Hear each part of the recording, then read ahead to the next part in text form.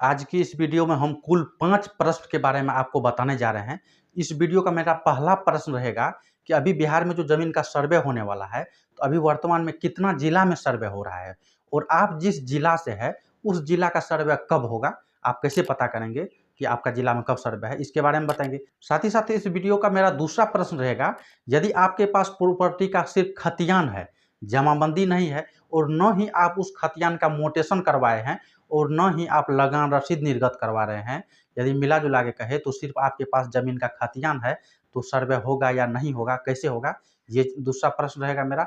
और तीसरा प्रश्न रहेगा इस वीडियो का, यदि आपके पास सिर्फ केवाला है या फिर गिफ्ट डीड है या फिर आपके पास वसीयत है और आपने उसका दाखिल खारिज नहीं करवाया है और न ही लगान रसीद निर्गत करवाए हैं, तो ऐसी स्थिति में सर्वे का क्या होगा?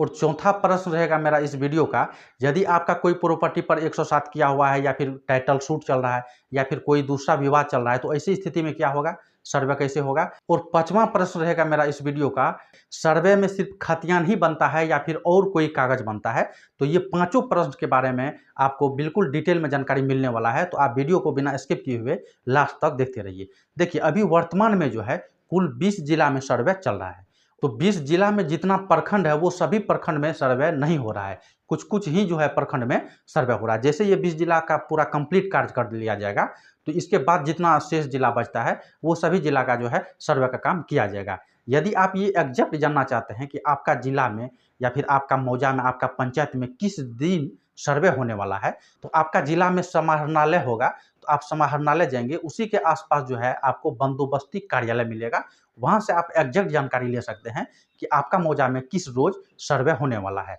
अब चलिए हम लोग चलते हैं दूसरा प्रश्न की तरफ। यदि आपके पास सिर्फ खतियान है, जमाबंदी नहीं है और उस खतियान का आपने मोटेशन भी नहीं करवाया है, तो ऐसी स्थिति में क्या होगा? देखिए, यदि आपने खतियान का मोटेशन ही नहीं करवाया, तो ये बात तय है कि उसका लगान रसीद भी नहीं होगा, क्योंकि मोटेशन के बाद ही जो है आप कोई प्रॉपर्टी का लगान रसीद कटवा सकते हैं, निकलवा सकते हैं। आजकल ऑनलाइन भी निकल रहा है, ठीक है? तो यदि आपके पास रैयती खतियान है, तो ऐसी स्थिति में कोई समस्या नहीं होगा।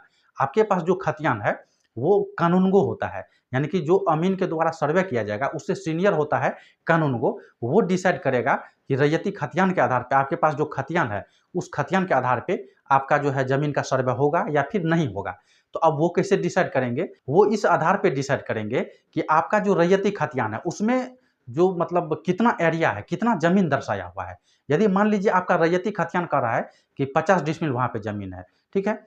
तो वो जो है नक्शा से वो चीज़ को मैच करेंगे। यदि नक्शा से एग्जैक्ट मैच हो जाता है, तो ऐसे स्थिति में कोई दिक्कत नहीं होने वाला है। लेकिन यहाँ पर हम एक सलाह आपको देना चाहेंगे, यदि आपके पास कोई खतियान है, तो खतियान के आधार पर आप मोटेशन के लिए ऑनलाइन आवेदन ज़रूर कर दें और जल्द से जल्द मोटेशन करवा के उसका ऑनलाइन लगान रसीद निर्गत करवा लें। अब ऑफलाइन लगान रसीद यदि आप निर्गत करवाते हैं, तो उसका वैल्यू नहीं रहेगा। आपको प्रयास करना है कि ऑनलाइन लगान रसीद निर्गत करवा लें, तो फिर कोई दिक्कत नहीं होगा। अब चलिए हम लोग चलते हैं तीसरा प्रश्न की तरफ। यदि आपके पास प्रॉपर्टी का सिर्फ केवाला है, आपने दाखिल खारिज नहीं करवाया है और न ही लगान रसीद निर्गत करवाया है, या फिर कोई व्यक्ति आपको गिफ्ट डीड से कोई प्रॉपर्टी दिया है, उसका जो है आप दाखिल खारिज नहीं करवाए हैं और लगान रसीद भी निर्गत नहीं करवाए हैं, या फिर मान लीजिए आपको कोई प्रॉपर्टी वसीयत से मिला है, उसका आप दाखिल खारिज नहीं करवाए हैं, तो ऐसे स्थिति में सबसे पहले आपको दाखिल खारिज के लिए ऑनलाइन आवेदन कर देना है।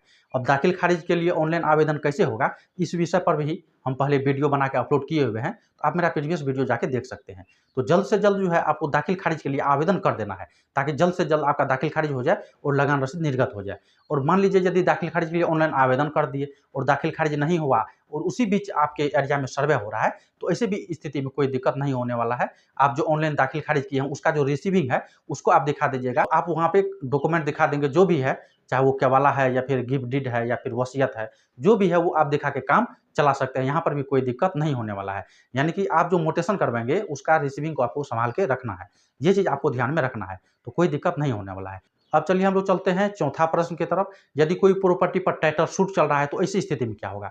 देखिए, यदि कोई प्रॉपर्टी पर कोई विवाद चल रहा है, टाइटल सूट का मुकदमा किया गया है या फिर पार्टीशन सूट का मुकदमा चल रहा है या फिर कोई भी मुकदमा चल रहा है, ठीक है? यदि कोर्ट में मैटर पेंडिंग है या फिर जो भी हो, तो ऐसी स्थिति में उस प्रॉपर्टी का सर्वे नहीं होगा, वो पेंडिंग रहेगा। यानी कि सर्वे के समय में आपका जो प्रॉपर्टी है जिस पे टाइटल सूट चल रहा है या फिर पार्टीशन सूट चल रहा है, तो वो प्रॉपर्टी का मतलब सिर्फ खाता नंबर लिख के ये लिखा जाएगा कि इस प्रॉपर्टी पर अभी टाइटल सूट माननीय न्यायालय में लंबित है और जो टाइटल सूट किए हैं वो केस नंबर वहाँ पे अंकित कर दिया जाएगा और उसका सर्वे नहीं किया जाएगा। तो लास्ट में ऑनरेबल न्यायालय का जो भी डिसीजन आएगा वही वहाँ पे सर्वोपरि माना जाएगा। तो यहाँ पर भी कोई दिक्कत नहीं होने वाला है। अब चलिए हम लोग बात कर लेते हैं 5वां प्रश्न के बारे में कि सर्वे में क्या सिर्फ खतियान ही बनेगा। तो आपको बता दें, सर्वे जो होता है यहाँ पर खतियान तो बनता ही बनता है, लेकिन सिर्फ खतियान ही नहीं बनता है। इसके अलावा वहाँ पे ज़मीन का नक्शा भी तैयार किया जाता है। साथ ही साथ एक लगान तालिका होता है, वो भी वहाँ पे तैयार किया जाएगा सर्वे के समय ही। ठीक है, यानी सर्वे कराने से ये सब फायदा होता है। तो यहाँ पे आप जान गए कि खतियान तैयार होता ही है, साथ ही साथ ज़मीन का नक्शा तैयार होगा और लगान तालिका भी तैयार होगा। उसी के हिसाब से जो है आप लोग को लगान रसीद निर्गत करवाना होगा उसी तालिका के अनुसार से। यानी कि आप लोग जानते होंगे यदि कोई बंजर भूमि होता है, कोई जो है एग्रीकल्चर भूमि होता है, तो वो जो है ज़मीन किस प्रकार का है, बंजर भूमि है या फिर खेती का है, वो सब वहाँ पे लिखा जाता है लगान तालिका में। ठीक है, उसी के अकॉर्डिंग जो है वहाँ पे लगान का रेट भी तय किया जाता है। तो ये सभी प्रकार का जो है वहाँ पे डॉक्यूमेंट तैयार किया जाता है। साथ ही साथ आप लोग जानते होंगे जमाबंदी पंजी, इस विषय पर हम वीडियो भी बनाए थे। ठीक है, रजिस्टर 2 जिसको कहते हैं, तो ये भी डॉक्यूमेंट वहाँ पे तैयार किया जाएगा। ये सभी प्रकार का जो है वहाँ पे डॉक्यूमेंट तैयार किया जाता है सर्वे के समय ही। यानी कि सर्वे के समय आपका फील्ड पे ही नहीं किया जाएगा, वहाँ पे फील्ड पे सर्वे करने के बाद जो है वो पूरा अपना रजिस्टर में मेंटेन कर लेंगे और ये सब जो खानापुरी वगैरह होता है, ये सब बाद का प्रक्रिया है। सर्वे के बाद ये सब किया जाता है, उसका कार्यालय में ये सब काम खास करके किया जाता है।